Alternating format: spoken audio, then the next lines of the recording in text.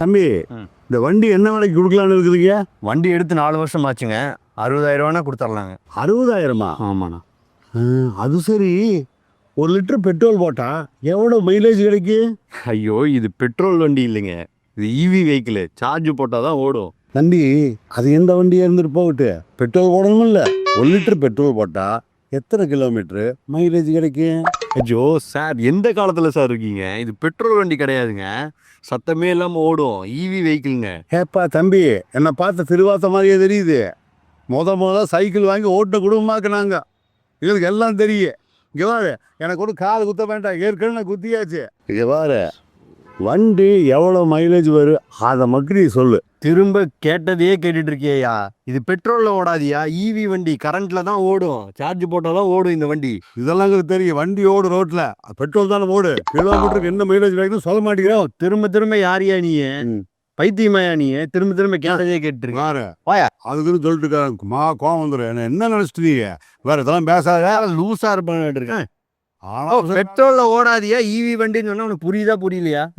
வேறு சார்ஜ் எல்லாம் இருக்கு பாரு, சார்ஜ் போட்டாதான் ஓடும் வண்டி. எனத்தான் சார்ஜ் போனுக்கு பாரு, கோவம் வச்சுக்கோ, வண்டி எரிச்சே ஓடும். நானு போயாயோ.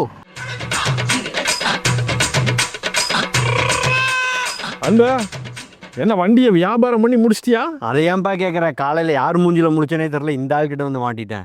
இந்த வண்டி இவி வண்டின்னு சொல்கிறேன், பெட்ரோல் போட்டால் எவ்வளோ கிலோமீட்டர் ஓடுன்னு கேட்டிருக்கான் இந்த ஆள் புரியாமல். கேட்குறவன் கேனையில் இருந்தால் கேப்பையில் நெய் வழின்னு சொல்லுவாங்க. நான் என்ன சொன்னேன்? இந்த வண்டி பெட்ரோல் போட்டால் தானே ஓடு. அப்படி போட்டால் மைலேஜ் எவ்வளோ கிடைக்குன்னு சொல்லணும்ல. இந்த ஆள் திருகுதனம் பண்ணிட்டு என்ன பொய்யே சொல்லிட்டு இருக்காப்பா. எல்லாம் பொய். பத்தியாப்பா, இதே மாதிரி தான் சொன்னதையே சொல்லிட்டு இருக்கான் திரும்ப. பைத்தியக்காரனா இருப்பான். சார் இருங்க இருப்பா. சாருக்கு புரியுற மாதிரி நான் சொல்கிறேன். சார், இந்த வண்டி 1 லிட்டர் பெட்ரோலுக்கு 100 கிலோமீட்டர் மைலேஜ் கொடுக்கும். 100 கிலோமீட்டரா? ஆமாம். ஆனால் இந்த வண்டியில் ஸ்பெஷல் பெட்ரோல் தான் போடணும். அதை கம்பெனிக்காரனே போட்டு கொடுத்துருவான். நம்ம என்ன பண்ணணும், 100 கிலோமீட்டருக்கு ஒரு தடவை அந்த பார்த்தீங்களா, அதில் ஒரு ஒயரை குத்தி சுவிட்சை போட்டு சார்ஜ் போட்டு போடணும். அதனால் உங்களுக்கு வேலை மிச்சம். லேட்டஸ்ட் டெக்னாலஜி, உங்களுக்கு தெரியாத ஒன்றும் இல்லை. நீங்கள் எவ்வளோ தெளிவாக விளக்கமாக சொல்கிறீங்க.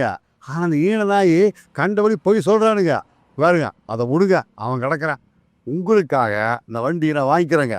இப்போவே போய்ங்க, நான் பணம் எடுத்து வந்து இந்த வண்டியை முடிச்சுக்கிறேன். நான் கிடக்கிற திருநாய். வாங்க. டென்ஷன் ஆகாத அன்பு. ஆடுற மாட்டை ஆடி கறக்கணும், பாடுற மாட்டை பாடி தான் கறக்கணும். கஸ்டமருக்கு தந்தாப்புல பேசினா தான் நமக்கு வியாபாரம் நடக்கும்.